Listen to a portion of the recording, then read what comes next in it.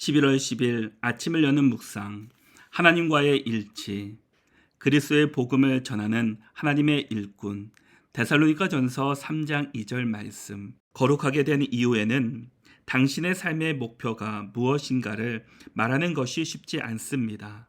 그 이유는 하나님께서 성령에 의해 당신의 목적이 아닌 주님의 목적을 위해 당신을 취하셨기 때문입니다. 하나님께서 그분의 아들을 사용하셔서 당신을 구원하신 것처럼 지금은 온 세계를 향한 주의 목적을 이루기 위해 당신을 사용하십니다.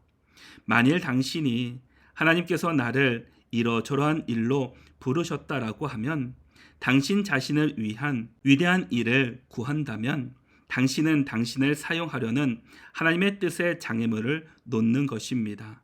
인격이든 야망이든 자신에게 관심이 집중되고 있는 한 당신의 관심과 하나님의 관심이 일치가 될 수 없습니다. 그러나 자신에 대한 생각을 버리고 이 세상을 향한 하나님의 목적을 위해 나를 사용하시도록 할 때 하나님의 관심이 당신의 것과 일치가 될 것입니다.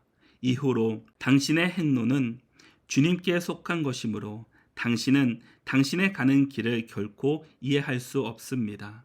삶의 목표는 나 자신이 아니라 하나님을 위한 것이야 함을 배워야 합니다.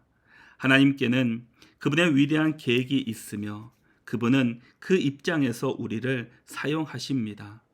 주께서 내게 원하시는 모든 것은 주님을 신뢰하는 것입니다.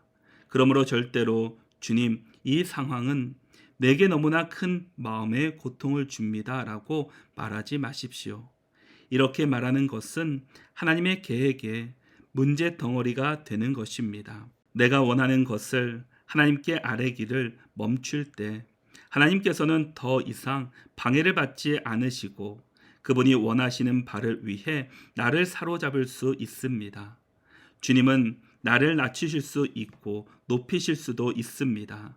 주님은 그분이 원하시는 대로 무엇이든지 하실 수 있습니다. 주님은 단지 내게 주님 자신과 주님의 선하심을 향해 확실한 믿음만을 원하십니다.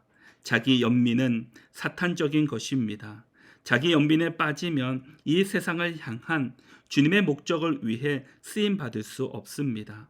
내가 이 세상 안에 또 다른 나의 세상을 추구한다면 하나님은 결코 그 세상에서 나를 나오게 하실 수 없을 것입니다.